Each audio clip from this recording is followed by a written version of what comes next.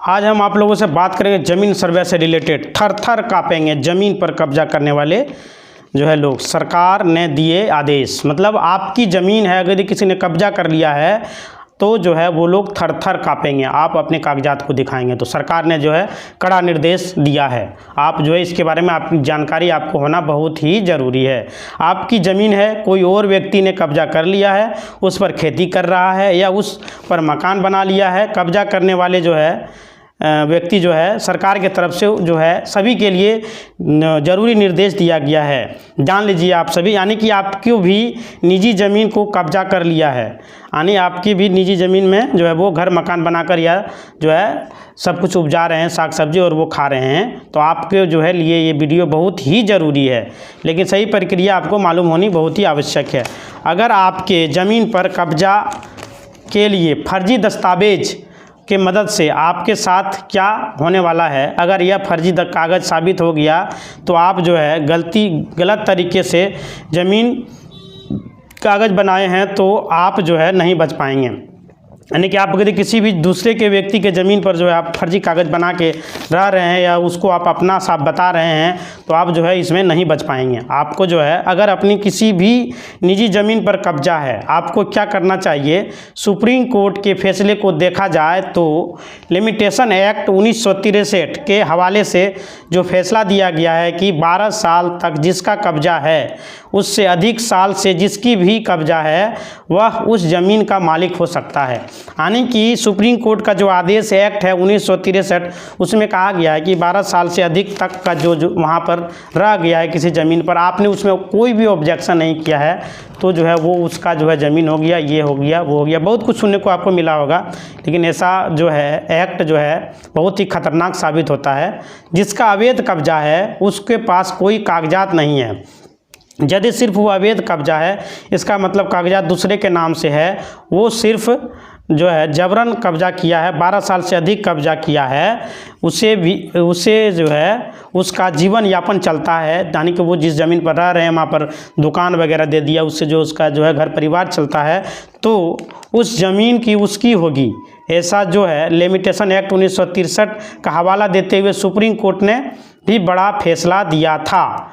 और साथ में इससे भी कहा गया था कि यह नियम सिर्फ निजी संपत्ति पर लागू होगा, सरकारी संपत्ति पर यह नियम लागू नहीं होगा। यही तो बात है दोस्तों, बहुत कोई नहीं जानते इसके बारे में। यानी कि ये क्या है कि आप जो है किसी और की ज़मीन पर 12 साल से अधिक रह गए हैं तो वो ज़मीन आपका माना जाएगा। मतलब आपके पास प्रूफ होना चाहिए कि आप इतने साल से यहाँ पर हैं, लेकिन वो ज़मीन किसी और का होना चाहिए। यानी कि ये नहीं होना चाहिए कि यह ज़मीन जो है गैर मजरूआ है, सरकार का है, या कोई भी ज़मीन है, आप वहाँ पर रह लिए 12 साल 50 साल कितनों साल तक रह लिए, फिर भी वो ज़मीन आपका नहीं होगा। चाहे आप उसमें घर बना लीजिए, पक्का मकान बना लीजिए, 3 तल्ला बिल्डिंग बना दीजिए या कुछ भी कर लीजिए, वो आपका नहीं होगा, वो सरकार का ही रहेगा। जब चाहेगा वो जो है आपसे ले लिया जाएगा। यानी आप किसी ज़मीन को कब्जा कर लिए हैं और ज़मीन का मालिक आपके ऊपर ना एफआईआर करवाया, ना धारा 144, वर्तमान में धारा 163, ना कि आप पर किसी प्रकार का जो है रुकावट किया और ना आप पर किसी प्रकार का जो है दाग लगा। कोर्ट के केस चल रहा है, यानी 12 साल तक कुछ नहीं जो हुआ है, घर बना लिया है, खेती कर रहे हैं, तो अब जो है ज़मीन मालिक आपके ऊपर दावा करता है, ऊपर जो है दावा कर सकता है, आपका अधिकार है। आप लंबे समय तक जो है आपका पोजीशन है वहाँ पर बना हुआ उस जगह पर जो है, तो हालांकि वो उनके पास कागजात हैं, वो दावा कर रहे हैं, तो वो ज़मीन उनका हो जाएगा। जो ज़मीन पर कब्जा किया हुआ है, हो सकता है कि आपका वर्चस्व दिखाकर दबाव डालकर कब्जा किया हो। ज़मीन मालिक डर का जो है उस पर कोई एफआईआर दर्ज नहीं कराया, यानी कि आप जो है उस ज़मीन पर रह रहे हैं, लेकिन ज़मीन मालिक आपके ऊपर जो है एफआईआर नहीं कराया और डर के चलते या किसी भी दूसरे तरीक़ा से अगर वो बताएंगे वहाँ पर, आज जो है उनको लगा कि हम ज़मीन को वापस प्राप्त कर सकते हैं, तब उन्होंने आज उस तरह का केस फाइल किया है। हो सकता है सरकारी संपत्ति के लिए क्या है नियम, सरकारी संपत्ति के लिए क्या नियम, सरकार जो है राजस्व विभाग के अधिकारी और उसके अलावा तहसीलदारों को पावर दे रखा है कि अगर सरकारी ज़मीन पर कब्जा होता है उन्हें रोकना है। कैसे रोकना है दोस्तों, इसके बारे में जो है वो लोग जो है उनको जानकारी दे रखा है। अगर यदि कोई व्यक्ति सरकारी ज़मीन पर कब्जा करता है तो उसको अतिक्रमण की बात जो कहकर कब्जा किया जाता है, इससे जिला के मजिस्ट्रेट को आदेश दिया जाता है कि अतिक्रमण करके जो है वहाँ की ज़मीन को हटाया जाए। जो सरकारी ज़मीन है, चाहे जो भी व्यक्ति है, उसको वहाँ से हटा दिया जाए। यानी कि आप सरकारी ज़मीन को कब्जा करके रखे हुए हैं, वो आपका ज़मीन नहीं है। निजी ज़मीन पर सड़क बना हुआ है और सरकारी ज़मीन पर लोग कब्जा करके रखे हुए हैं, ऐसा भी समस्या है। निजी ज़मीन पर जो है ग्रामीण जो है मिलकर रोड बनवा लिया है और सरकारी ज़मीन पर जो है कब्जा करके बैठे हुए, यानी कि वहाँ पर जो है मकान बना लिया। इसलिए सरकारी ज़मीन पर कब्जा रोकने के लिए अतिक्रमण चलाया जाता है। सरकारी ज़मीन पर जो है हटाने के लिए जो भी व्यक्ति है उसके लिए जो है अतिक्रमण जो है किया जाता है और वहाँ से जो है उनको हटाया जाता है। अगर आप सरकारी ज़मीन पर मकान बना लिए हैं तो भी आप हो सकता है कि आपके घरों में बिजली और पानी का कनेक्शन काट दिया जाएगा।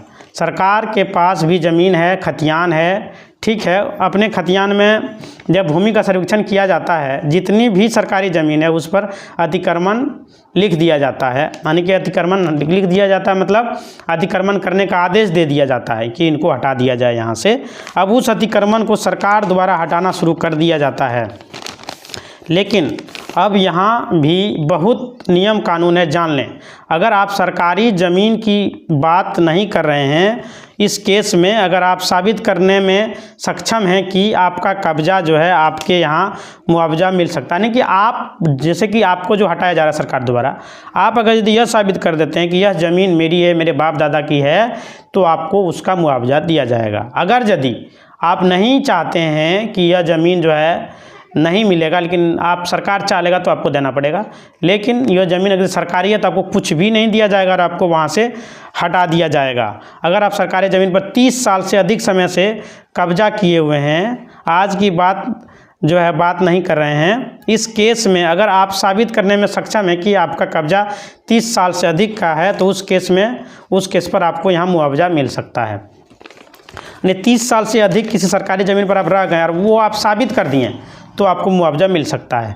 आप ये साबित ही नहीं कर पाएंगे कि आप 30 साल से वहाँ पर हैं, ऐसा वो लोग हथकंडा आजमा देते हैं नहीं देने के लिए। अगर कोई परिवार लेके रहता है सरकारी ज़मीन पर, उनके अलावा जो है उसके पास कोई प्रॉपर्टी नहीं है, तो इस केस में मामला कोर्ट में जाएगा, तो उसके साथ भी न्याय होगा। वैसे लोग जो भूमिहीन है, यानी कि जिसके पास कोई भूमि नहीं है, ज़मीन नहीं है, बेघर है, वह वहाँ पर सरकार ने उसे जो है ज़मीन का कागजात बनाकर दे दिया है कि आप यहाँ पर जो है जब तक आपका जीवन है तब तक आप रहें। आप जब ज़मीन खरीद लेंगे तो फिर आपको यहाँ पर जो है ज़मीन छोड़ना होगा। सरकार ने यह नियम बना दिया है।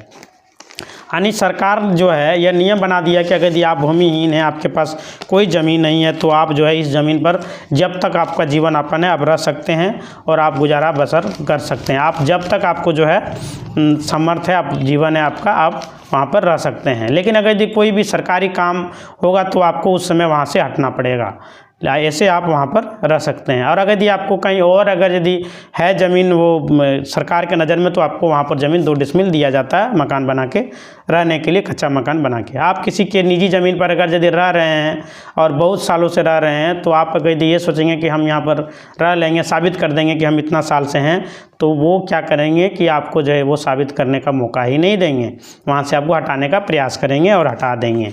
आप किसी निजी ज़मीन पर आप नहीं रह सकते हैं, सरकार का ये सख्त आदेश है।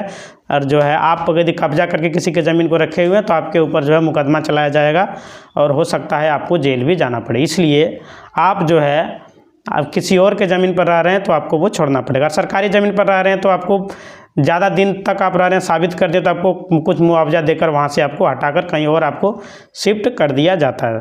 दोस्तों, हम आपको आज जो है ज़मीन रिलेटेड बातें आप बताए हैं, जो कि आप कैसे जो है किसी के सरकारी ज़मीन को आप यदि कब्जा करके रखे हुए तो आपको किस प्रकार आप उसका सामना करेंगे। इस तरह का वीडियो पाने के लिए आप चैनल पर बने रहें, हमारे चैनल को सब्सक्राइब करें और कमेंट करें। धन्यवाद दोस्तों।